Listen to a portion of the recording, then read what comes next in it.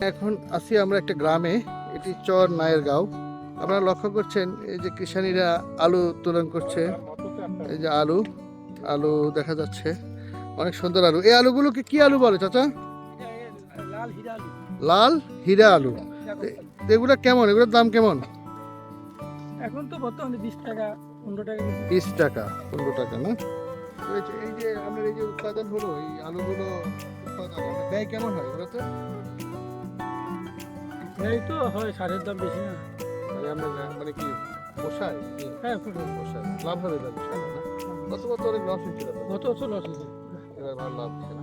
এই যে শ্রমিকদেরকে আপনি বেতনই নিচ্ছেন না আমাদের? না ওটাতে আলু দিন কি হিসেবে দেন, কি হিসেবে দেন? তার মানে এই একটু দিতে গত 15 কেজি নিবে না 20 কেজি নিবে না। কন্টাকে হ্যাঁ। তো ঠিক আছে, তাহলে এবার লাভ হবে আপনার।